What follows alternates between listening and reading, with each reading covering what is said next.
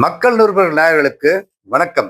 உண்டி குலுக்கிக்கிட்டு இருந்த இந்த கம்யூனிஸ்ட்காரங்க குண்டி கொளுத்து போய் எங்க போய் சேர்ந்திருக்கான்னு சொன்னா தமிழக வெற்றி கழகத்துல போய் சேர்ந்திருக்காங்க. இதுல மகேந்திரன் கம்யூனிஸ்ட் கட்சிக்குள்ள ஒரு பெரும் தலைவராக இருந்து கொண்டிருந்த மகேந்திரன் அவர்கள் அண்மையில போய் தமிழக வெற்றி கழகத்துல ஆதவ் அர்ஜுன் முன்னாலையும் புஷி ஆனந்த முன்னாலையும் போய் கட்சியில போய் அதுல இணைஞ்சுக்கிட்டார். தமிழக வெற்றி கழகத்துக்கு கம்யூனிஸ்ட் கட்சி இரண்டும் தார்மீக அடிப்படையில் ஆதரவு கொடுக்கின்றோம் என்று சொல்லி கவர்னர் ஆட்சி வந்துட போகுது, அதற்காகத்தான் நாங்க அவங்களுக்கு ஆதரவு கொடுத்து போனோம்னு சொல்லி சொன்னாங்க. அப்படியே போயிருக்க வேண்டியதானே. தெற்கு கம்யூனிஸ்ட் இருக்கக்கூடிய சிபிஎம் இருக்கக்கூடிய மகேந்திரன் அங்க போய் தமிழக வெற்றி கழகத்துல சேர்ந்திருக்காங்க.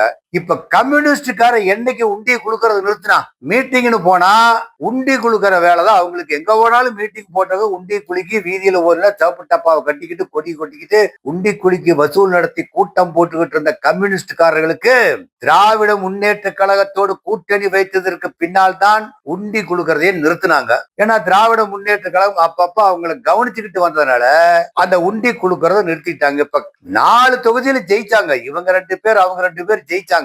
யாருடைய ஆதரவுல ஜெயிச்சாங்க? திராவிட முன்னேற்ற கழகத்தினுடைய ஆதரவுல ஜெயிச்சாங்க.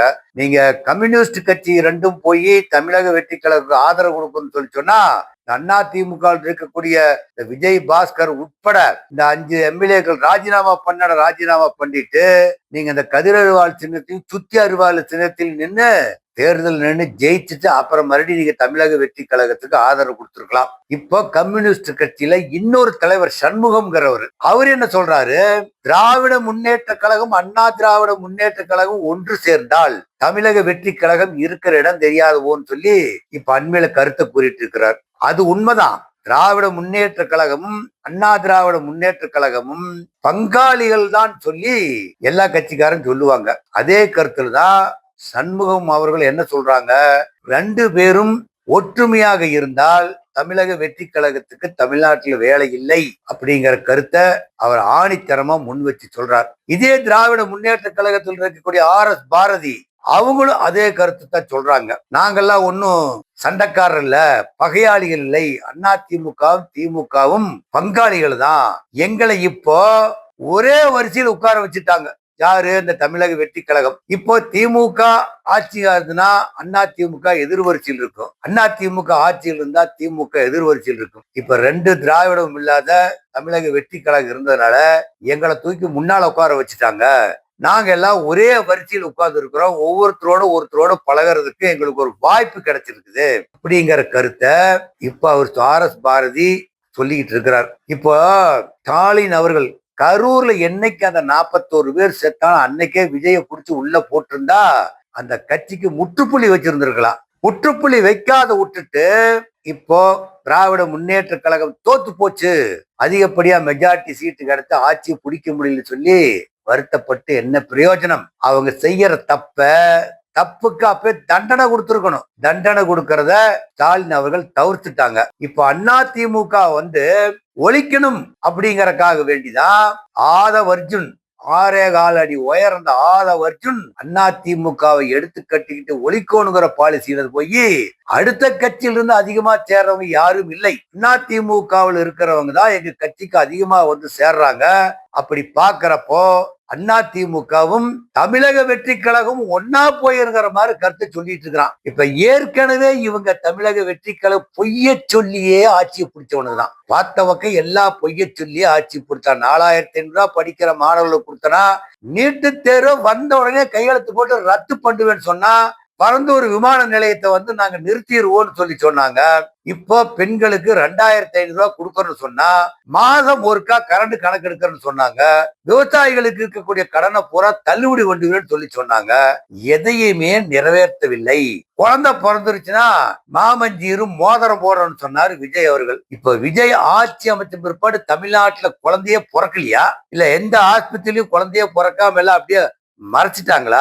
பிறந்த குழந்தைகளுக்கெல்லாம் போய் ஏதாவது ஒரு குழந்தைகளுக்காவது அந்த தொகுதியில் இருக்கிற மந்திரியாவது கொண்டே மோதிரத்தை போட்டு விட்டு இருந்தா எங்க தலைவர் பின்னால செய்வார்னு சொல்லலாம். சொன்ன வாக்குறுதிகள் அனைத்தையும் பொய். கேஸ் சிலிண்டர் வருன்னு பொம்பளைகளா வாயை திறந்து பார்த்துட்டு உட்கார்ந்து இருந்தாங்க. கேஸ் சிலிண்டர் வந்தபாடுல கேஸ் சிலிண்டர் விலை ஏறின பாடுதான் இருக்குது. இப்ப தமிழ்ல இப்போ பெட்ரோல் விலை உயர்ந்து போச்சு. இப்ப 101 ரூபாய்க்கு இருந்த பெட்ரோல் இப்ப 3 ரூபாய் ஏற்றி 104 105 ரூபாய்க்கு வித்துட்டு இருக்கிறப்போ அதை பத்தி மாநில அரசாங்கம் தமிழக வெற்றி கழகம் ஏதாவது வாயை திறந்து பேசிச்சா? சட்டசபைக்குள்ளேயே பேசாம நடந்தியா உட்கார்ந்து இருக்கிறவர் தான் விஜய் அவர்கள். இப்ப அண்மையில கூட முதல்ல சட்டசபை கூடுது. சட்டசபை கூடுறப்ப அவங்க என்ன சொன்னாங்க? செய்தி மக்கள் தொடர்புத்துறை அமைச்சர் அவர்கள் ராஜ்மோகன் சொல்றப்போ, நாங்க சட்டசபை அப்படியே நேரடியா ஒளிபரப்பு காமிப்போம், எங்ககிட்ட ஒளிமறைவே எதுவும் இல்லைன்னு சொல்லி சொன்னாங்க. ஆனால் உள்ள நடந்தத பாதிதான் காமிச்சா, பாதி க்ளோஸ் பண்ணிட்டான். பாதி எது காமிச்சான்னா, கவர்னர் வந்தாரு, வந்தே மாதரம் பாடுனாங்க, ஜனகணமதி பாடுனாங்க, தமிழ்தாய் வாழ்த்து பாடுனாங்க, அதை மட்டும் காமிச்சாங்க. அடுத்தது என்ன நடந்ததுங்கிறது உள்ள இல்ல, வெளியே பிட்டா வருது. இவடிக்க போனா அவடிக்க போனான்னு சொல்லி இதுல ராஜ்மோகன் எந்திரிச்சுக்கிட்டு பேசுறாரு.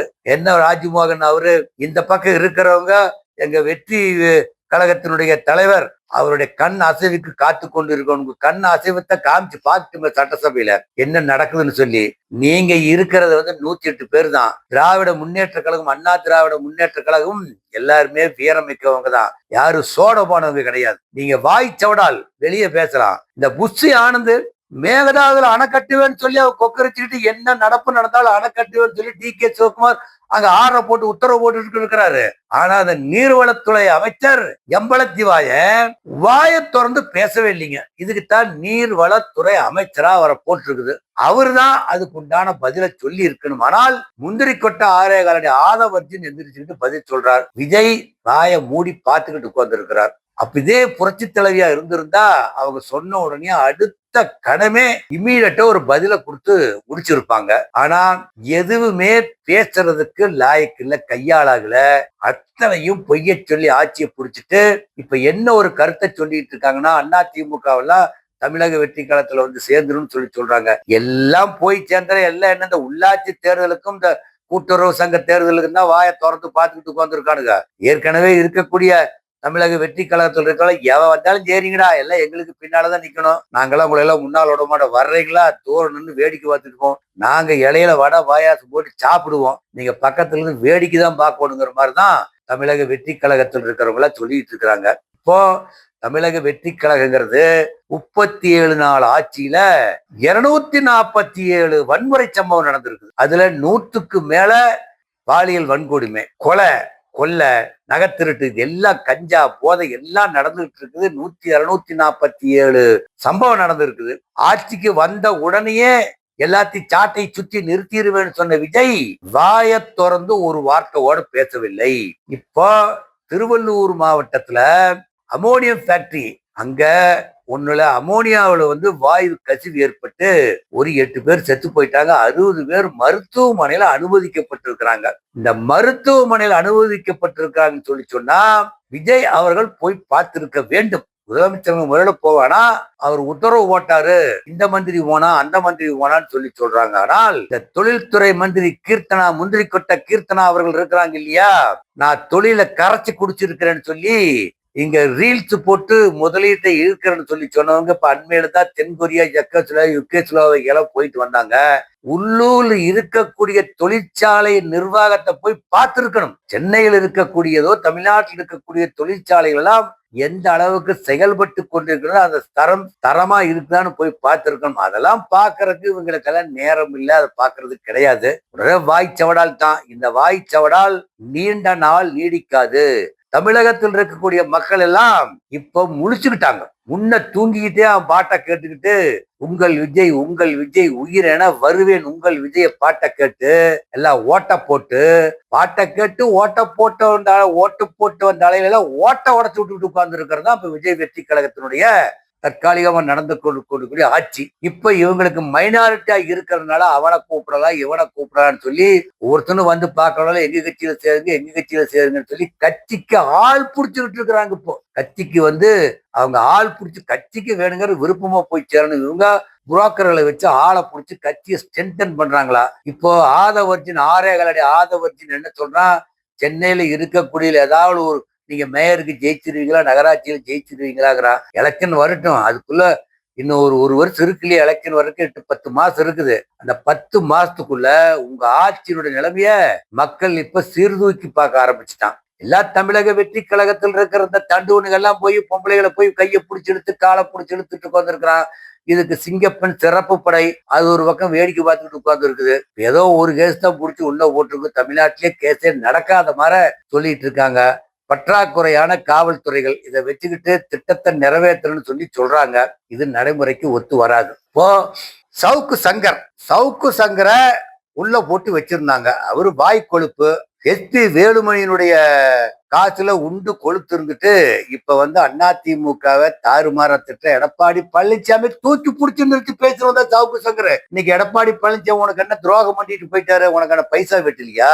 இன்னைக்கு தமிழக வெற்றி கழகத்தை அப்படியே தலைக்கு மேல தூக்கி நிறுத்தி துதிப்பாடி கொண்டு இருக்கிறவன் தான் அந்த சவுக்கு சங்கரனுடைய லீலைகள் எல்லாம் என்ன செஞ்சாங்கிறத எல்லாமே பத்திரிகையில புட்டு வச்சுட்டான். அது அவன் சொல்ற பொய்க்கு இவன் ஜாலரா அடிச்சுட்டு உட்கார்ந்து இருக்கிற போய் சேர்ந்துருக்கிறாங்க. இப்போ அந்த ஊடகவியாளரை விட்டுருங்கப்பா. இப்ப நடக்க இருக்கக்கூடிய அண்ணா திராவிட முன்னேற்ற கழகம் ஒன்று சேருமேயானால் ஒன்று சேர்றதுக்கு வாய்ப்பு தமிழக வெற்றி கழகம் ஏற்படுத்தி கொடுத்து கொண்டிருக்கின்றது. 2 பேரும் ஒண்ணு சேர்ந்து நடக்கக்கூடிய தேர்தல்ல பொது வேட்பாளர் ஒருத்தர் நிறுத்தலாம் அப்படின்னு சொல்லி ஒரு முடிவு எடுத்தாங்கன்னா அந்த முடிவுல நாம் தமிழர் கட்சி சீமான் ஏதாவது ஒரு தொகுதியில நிறுத்தி அவரை வெற்றி பெற வச்சுட்டாங்கன்னு வச்சுக்கோங்க. விஜயனுடைய அந்த ஆட்டத்தை, ஆதவர்ஜனுடைய ஆட்டம், நிர்மல்குமார் ஆட்டம், அருண்ராஜ் ஆட்டம், புஷி ஆனந்த ஆட்டத்தை எல்லாம் ஒரே சிங்கிள் ஆளா இருந்து நாம் தமிழர் கட்சி சீமான் அடிக்கிற அடியில வாய் அடங்கி உட்கார்ந்து இருப்பாங்க. இப்ப பொது வேட்பாளரா சீமானை ஏதாவது ஒரு தொகுதியில அனைத்து அண்ணா திராவிட முன்னேற்ற கழகம் சேர்ந்து நிறுத்துச்சுன்னு சொல்லி சொன்னா அவர் வெற்றி பெற்றார்னு வச்சுக்கோங்க. வெற்றி பெற்று விட்டார் சீமான் என்று சொன்னாவே அங்க இருக்கக்கூடிய போட்டிருக்கிற 34 அமைச்சர்களுக்கும் விஜய்க்கும் தூக்கமே வராது. நடக்க இருக்கக்கூடிய தேர்தல்ல 2 கட்சியும் சேர்ந்து ஒரு ஸ்திரமான முடிவெடுத்து தமிழக வெற்றி கழகத்தை ஒழிக்கிறதுக்கு வழி பார்க்கணும். நன்றி, வணக்கம்.